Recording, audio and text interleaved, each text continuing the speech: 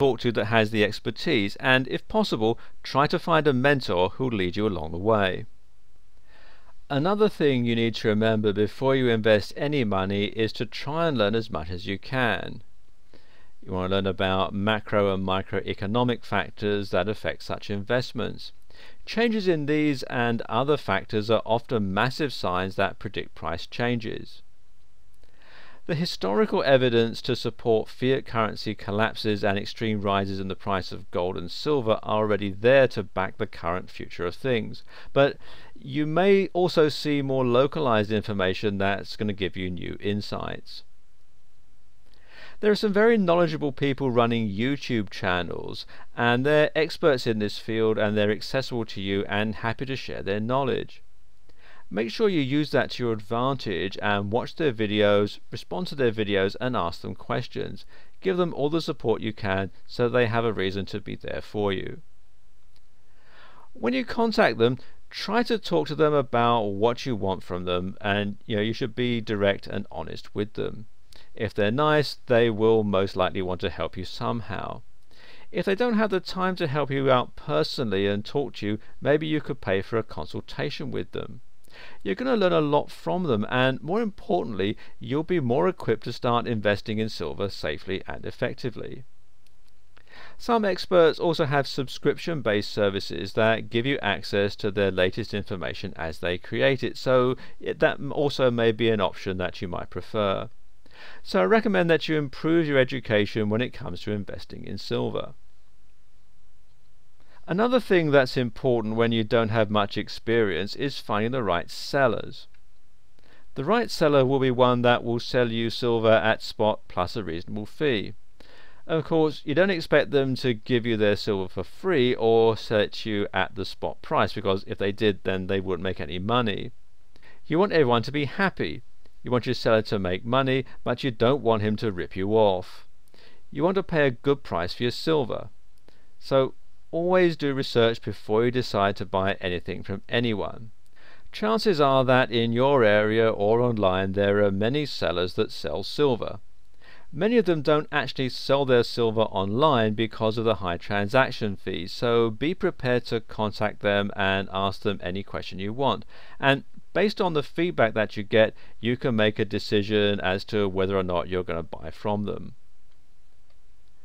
Never rush when it comes to investing your money. Remember that every dollar you're investing is hard-earned money that you have to work to get, so don't throw it away foolishly. Take the time to get offers from different people. Think things over, and after you're done with that, then make a decision.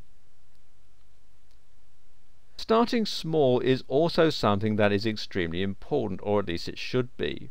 Even if you have a lot of money available to you, you should never buy a lot of silver from someone you don't know. You should always start small, buy a small amount of silver. If you feel that investment in silver is good for you after you've tried it, then go ahead and invest more money in it.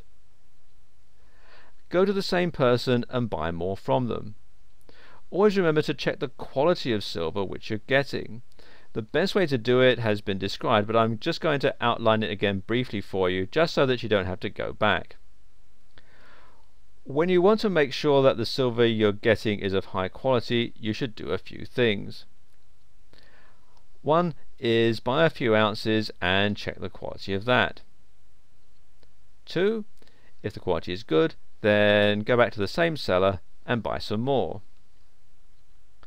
3, check the quality of your second purchase. 4, if the quality of that is good, then go back to the seller again and buy even more silver from them. 5, check the quality of that. And 6, if everything is good, then you're fine. Remember that you can always sign a contract with your seller that will say something along the lines of, if the silver is not of sufficient quality, you have the right to return it and get a full refund of the money that you've paid. You want to keep your silver for at least 5 years. Remember, we've talked about how silver is supposed to become extinct in 2020. The US Geological Society said a few years ago that silver could be the first metal on the periodic table to become extinct, and this could happen by 2020. Of course, this is just a prediction, but it does indicate that silver is becoming scarce. I know I've talked a lot about it, so I'm not going to go over it again, but I'm just going to remind you that the fact that silver is getting more and more scarce means that the prices are going to get higher and higher. In the past, rhodium went from $3,000 to $10,000 almost overnight, and most people in the public never even noticed, so don't expect those around you to be aware of this silver opportunity. If you leave your silver and don't sell it for the first 5 years, you have a great chance of making a whole lot of money for not much work. Of course, not touching your resources and not reselling your silver requires patience, but trust me, you're going to be glad you did. At some point, we'll have to get better at recycling with the mindset that we currently have with gold. Ultimately, silver will become more valuable than gold at the point where we've used so much of it that there's less silver than gold. At the same time, you should always be on the lookout. If you see that the price of silver is beginning to skyrocket, you can think about selling before the 5-year mark, because maybe the rapid increase could be temporary. However, the general rule is, after you buy the silver, let it sit for at least 5 years. If you want to, consider what your ideal exit price would be. Perhaps you're using the silver opportunity to pay for a car or a home, and you can work out exactly what the price needs to reach in order for you to cash out and achieve your goal. Okay, in the next video I'm going to talk about coins and collectibles. I know I've touched on it in this video, but I'm going to go into it in a bit more detail in the next video.